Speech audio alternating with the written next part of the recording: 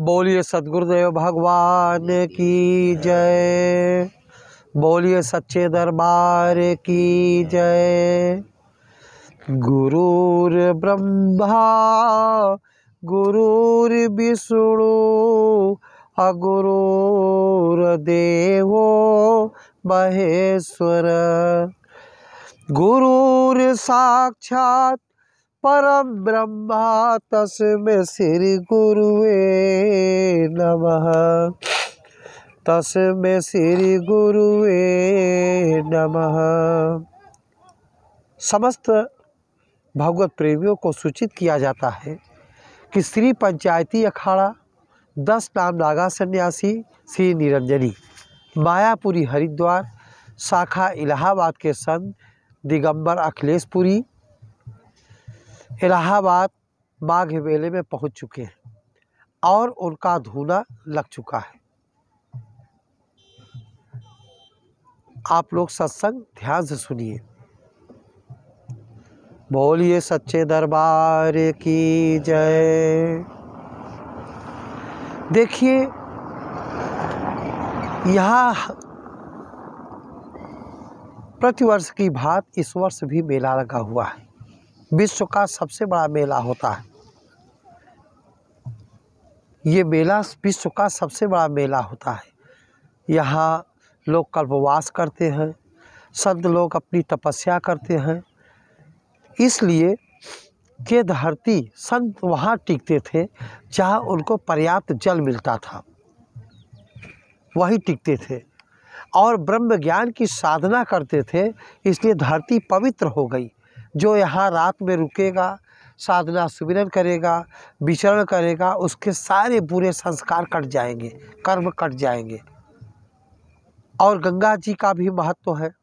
यहाँ बड़े हनुमान जी हैं, उनका भी बहुत बड़ा महत्व है। गंगा जी संतों ने यहाँ स्नान किया, इसलिए गंगा पवित्र हो गई है। संतों की कृपा है। इसी को यहाँ प्रयागराज बोलते हैं। लेकिन एक प्रयागराज संत एक चलता फिरता तीर्थराज प्रयाग है। मुद मंगलमय संत समाजू अजीव जग जंगम तीर्थ राजू। जहाँ संतों का समागम हो जाए, ब्रह्म ज्ञान की चर्चा हो जाए, वही प्रयाग बन जाता है। अब हम बताएंगे, संत बहुत आए हैं, देश देश के संत आते हैं। संतों की परिभाषा क्या है? संतों का कोई लिबास नहीं होता, वेशभूषा नहीं होता कि हम दाढ़ी रख लिए, बाल रख लिए, हो गए संत, अखाड़े में नाम लिखा दिए, हो गए संत। हमारे महापुरुषों ने संत की एक ही साधु नाम साधना। आप घर में रह करके पैंट शर्ट पहन करके सन्यासी बन सकते हैं। साधना को सन्यासी कहा गया है। ठीक, हमारे महापुरुषों ने एक ही बात बताया कि अय बुलबुले नादा जरा, रंगे चमन से होशियार, फूल सी सूरत बनाए सैकड़ों सयाद बैठे हैं। भेष देख मत भूलिए, पूछ लीजिए ज्ञान, अब मोल करो तलवार की पड़ी रहनो बयान। संत का ज्ञान होता है। अब ज्ञान की परिभाषा क्या है? पुस्तक को रट करके कथा भागवत सुनाना एक ज्ञान की परिभाषा नहीं है। ज्ञान की परिभाषा है अविदित परमात्मा का विदित हो जाना। ईश्वर का दर्शन करना ज्ञान है, बाकी सब अज्ञान। अगर आपने ईश्वर का दर्शन किया है तो ज्ञानी है, नहीं अभी अज्ञानी है। ये कहने तक सीमित नहीं है, बशर्ते कोई खोजी मिले, अनुरागी मिले। कि कहीं सुना की बात नहीं है, देखी देखा की बात, और जब दूल्हा दुल्हन मिल गए तो फीकी भई बारात। जैसे दुल्हन के दरवाजे बारात गई, दूल्हा और दुल्हन एक एक को देखने के लालायित थे। हमारा पति कैसा होगा, हमारी पत्नी कैसे होगी, स्वाभाविक है, गुजर करना है जीवन। लेकिन दोनों का मिलन होगा, ये बारात किस काम की। इसी प्रकार यहाँ समागम लगा हुआ है। ऐसे संत की खोज करो जो घट के अंदर उस परमात्मा का दीदार करा दे। इसीलिए मेला लगा हुआ है। आया भी है, तीर्थ गए तो एक फल, संत मिले फल चार, और सतगुरु मिले अनेक फल, कहे कबीर विचार। इसीलिए ये मेला लगा है कि ऐसे तत्वदर्शी मिलेंगे तो घट के अंदर ले जाएंगे। विद्याएं दो है, एक अपरा एक परा। ये जितने देख रहे हैं अपरा है, इससे परमात्मा का बोध नहीं होगा। जब तक परा विद्या का परफेक्ट मास्टर नहीं मिला तब तक परमात्मा मिल नहीं सकते। सब कुछ बदल सकता है, ज्ञान न बदला है न बदलेगा। ज्ञान न बदला है न बदलेगा, सब कुछ बदल सकता है। अब गुरु की परिभाषा हम बताते हैं। गुरु क्या है? गुरु अनेक हो सकता है, सद्गुरु एक है। भौतिक जगत का कोई काम बिना गुरु के नहीं होगा। ठीक इसी प्रकार सद्गुरु क्या है? धर्मशास्त्रों में सद्गुरु की महिमा गाई गई है। वो सद्गुरु है क्या? जो परमात्मा का दीदार करा दे, दर्शन करा दे, उसी को सद्गुरु बोलते हैं। सनातन में 7 दिन की कथा थी। कृष्ण भगवान ने अर्जुन को 7 दिन की कथा सुनाया। राजा परीक्षित सुखदेव मुनि से 7 दिन की कथा सुने। उसके बाद साक्षात्कार का ज्ञान दिया। वो कौन सा ज्ञान था? गुरु गीता में आया है कि तद्दिम प्रणिपातेन पर प्रश्न सेवया उपदेशन्ति ते ज्ञानास्ति तत्वदर्शी। गीता में कहा गया है ऐसे तत्वदर्शी महापुरुष के पास जाओ, छल कपट छोड़कर दंडवत प्रणाम करो, उनकी सेवा करो और उनसे प्रश्न करो कि क्या तुमने ईश्वर को देखा? कहते हाँ, कह दो हमको दिखा दो। जो देखने और दिखाने की क्षमता रखता है वो तत्वदर्शी है। ऐसा नहीं कोई कान फूंक दिया, घंटी लगा दिया, भगवान मिल जाएंगे, ये कदाप नहीं मिलेगा। जीते जी नहीं देखा तो क्या मरने के बाद देखेंगे? अवधू जीवत में कर आशा, मुए मुक्ति गुरु कहे स्वार्थी, झूठा दे विश्वासा। वो गुरु हो नहीं सकता जो अपने शिष्य को परमात्मा का दर्शन न कराए हो। क्या ईश्वर दिखाई देता है? हाँ, ईश्वर दिखाई देता है। सभी ग्रंथों में प्रमाण है, ब्रह्म ज्ञान ही लक्ष्य बाण है। ब्रह्म ज्ञान लक्ष्य को भेदता है, तभी ईश्वर दिखाई देता है। रामचरितमानस में भी आया है कि सन्मुख होई जीव मोहि जबहि, जन्म कोटि अगनासई तबहि। ये जीवात्मा जब परमात्मा के सब जोश स्वरूप परमात्मा का दर्शन करेगी, करोड़ों पाप कट जाएंगे। पाप के कारण परमात्मा नहीं दिखाई दे रहा है, वो परमात्मा तुम्हारे अंदर है। जैसे एक घोड़े का राजा था। एक घोड़े का व्यापारी आया राजा के पास। एक बहुत सुंदर घोड़ा था उसके पास। वो सोचा हम राजा को बेच देंगे।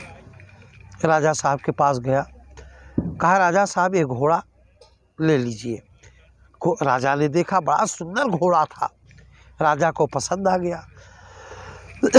राजा ने पूछा भाई इसका कितना रुपया लोगे?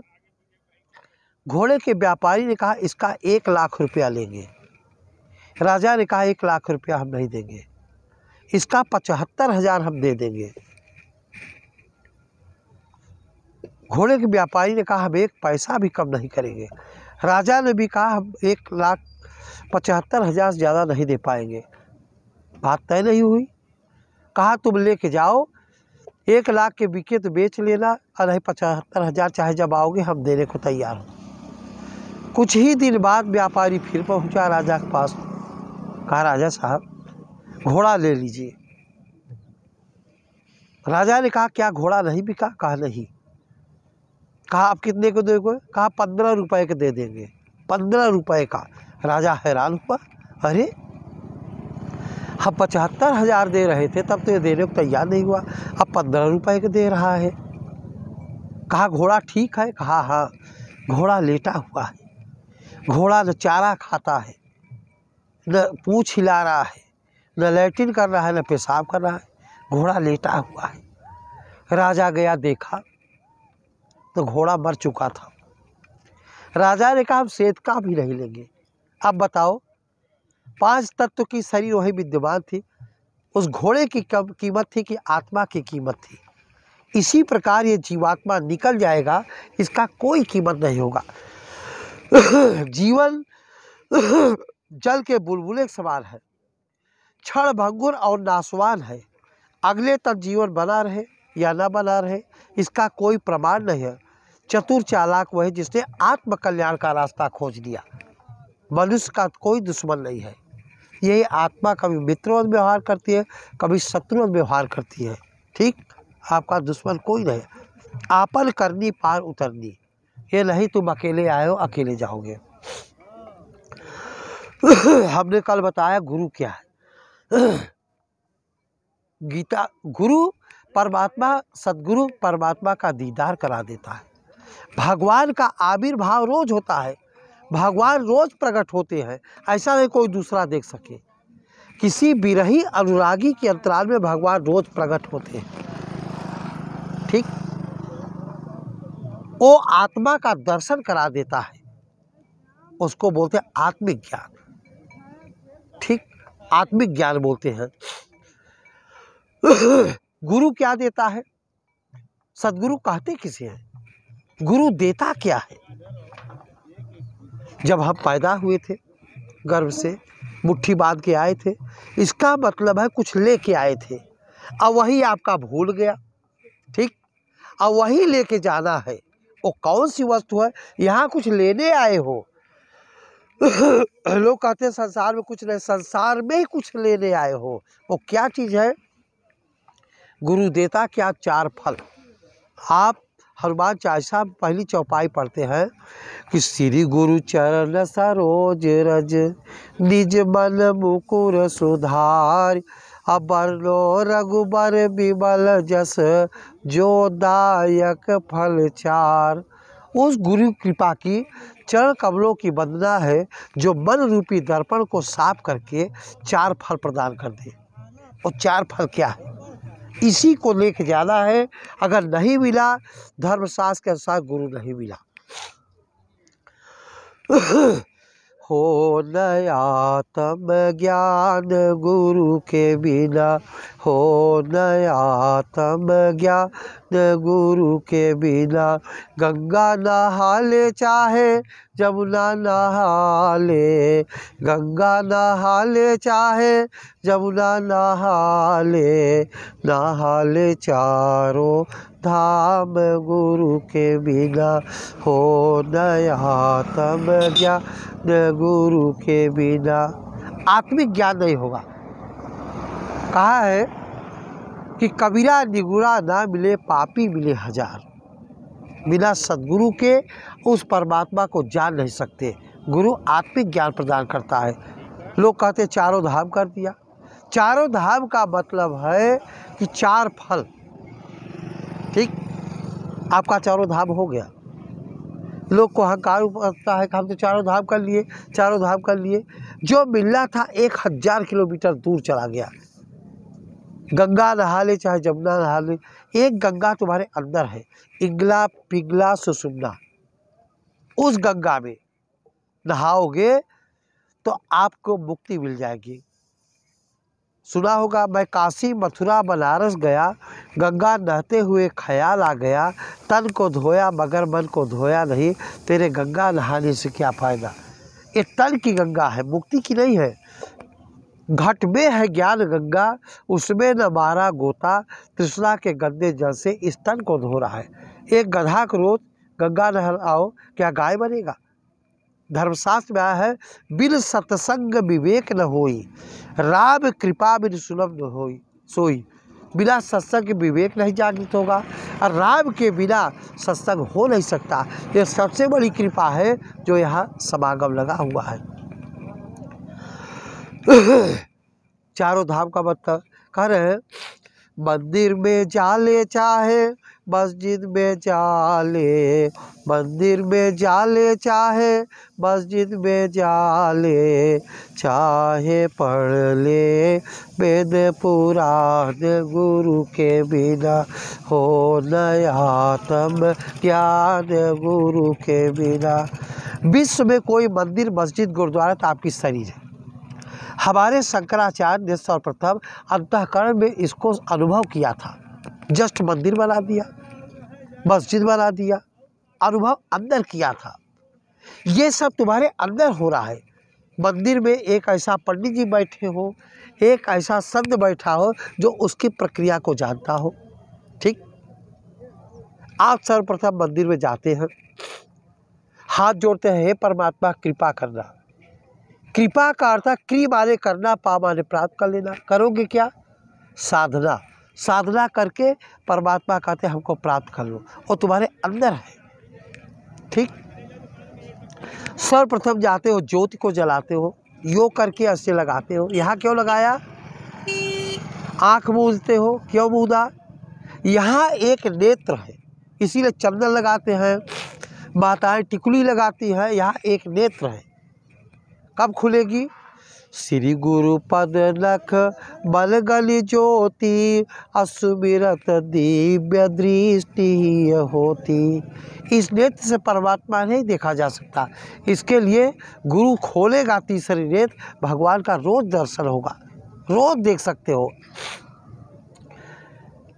यहाँ इसीलिए चंदन लगाते हैं, एक नेत्र है।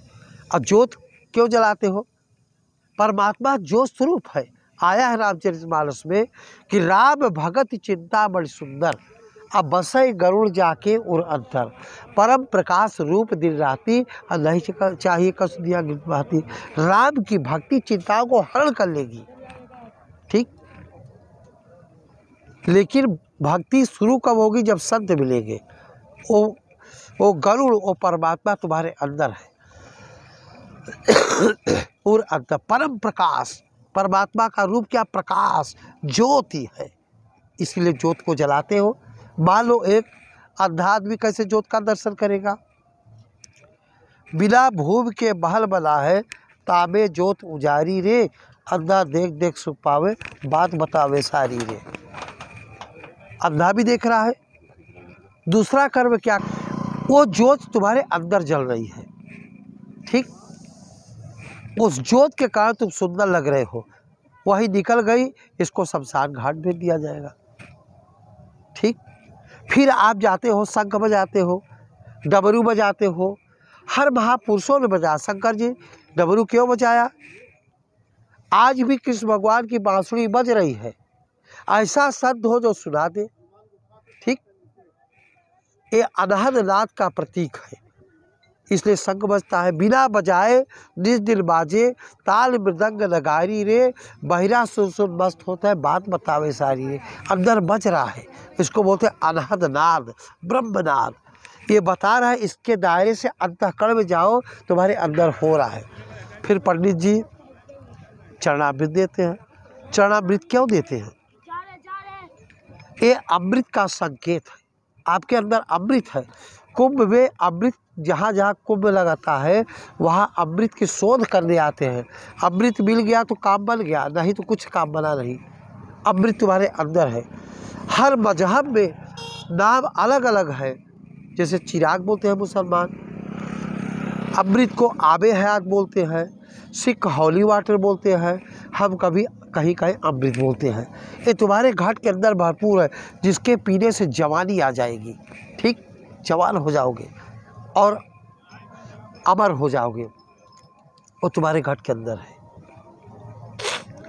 फिर कीर्तन होता है, भागवत होता है, नगाड़ा बजते हैं। ये कीर्तन तुम्हारे अंदर हो रहा है। वो कौन सी कथा कृष्ण भगवान ने सुनाया? एक ने सुना, एक ने सुनाया, फिर सुनने की जरूरत पड़ी। आज गली गली भागवत कीर्तन हो रहा है, विचार नहीं बदले। कारण क्या है? आज सत्संग के अर्थ को कोई समझ नहीं पाया।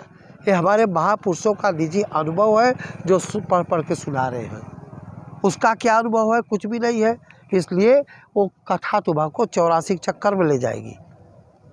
रामचरितमानस में आया है कि राम कथा के ते अधिकारी, जिनके सत्संगत अत्यारी। राम कथा कहने का उसको अधिकार है जिन्होंने परमात्मा का संग या देखा हो, दिखाने की क्षमता रखता हो।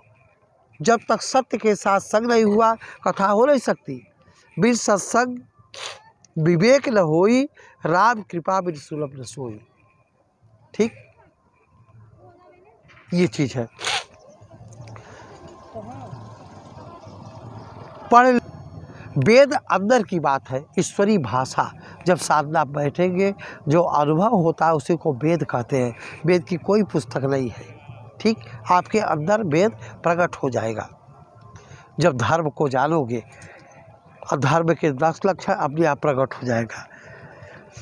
कपड़े रंगाले चाहे बूढ़े बूढ़ाले, चाहे रमाले राखे गुरु के बिना, हो नया तम ज्ञान गुरु के बिना। संत की परिभाषा हमने बता दिया पहले। पर बात ये लाल चोला क्यों पहनते हैं? सन्यासी का है। सूर्य निकलता है कितना तेज होता है, अंत में तेज होता चला जाता है, ठीक। आज संत लोग दम लगा रहे हैं, बताओ। अंदर परमात्मा है, संत दम लगा रहे हैं। जो ऐसा करता है बड़ा घोर पाप होता है। पवित्र मंदिर है, तुम्हारे अंदर परमात्मा है, वहाँ कचरा भर रहे हो, कैसा संत है? ये बहुत घोर पाप है, इसका प्रायश्चित भोगना पड़ेगा। गीता को पढ़ ले चाहे पढ़ ले रामायण, गीता को पढ़ ले चाहे पढ़ ले रामायण, पढ़ ले वेदों का सार गुरु के बिना। आज पठन पाठन का कार्य बहुत तेज चल रहा है। कोई गीता पढ़ रहा है, कोई भागवत पढ़ रहा है, कोई दुर्गा सप्तशती, कोई हनुमान चालीसा। ये सब धर्मशास्त्र कोडवर्ड में लिखे गए हैं। जिसने लिखा था अंतर्मुखी होकर लिखा था, आज बहिर्मुखी होकर पढ़ रहे हैं। ये किसी की समझ में नहीं आ रहा है। जैसे आपके घर में 24 घंटा का रामचरितमानस पाठ हो रहा है, होना चाहिए। सुनो, जैसा कह रहा है उसी पर चलो, तब तो ठीक है, हाँ नहीं समझ नहीं आएगा। जैसे यहाँ से लिखा है बम्बई 500 किलोमीटर, बिल पत्थर पकड़ के बैठ गए, बम्बई कभी पहुँचेंगे? ये तुम्हारे अंदर पाठ हो रहा है, उस पाठ को सुनना होगा, तब आप मुक्ति के मार्ग को प्राप्त करेंगे। कहीं कबीर सुनो भाई साधु, बिल न सत्य नाम गुरु के बिना। चाहे जितना तैर लो, बिना सद्गुरु के नाम की प्राप्ति नहीं हो सकती। कोटि नाम संसार में ताते मुक्ति न होई, आदि नाम जो गुप्त जपे जाने बिरला सोई। मान लो परमात्मा का नाम राम है, ध्रुव प्रहलाद ने किसका नाम लिया? राम का अवतार नहीं हुआ। आदि अगाधि अनादि कथा, ध्रुव से प्रहलाद अजामिल तारे, नाम उचार तड़ी गणिका, सोई नाम विचार आधार है। ये आधार है। जब तक सूरज शब्द का योग का ज्ञान नहीं हुआ, अब ऐसा शब्द भेदी गुरु नहीं मिला, काम बनने वाला नहीं है। अब बाड़ियों को विराम देते हैं, बोले सी जय।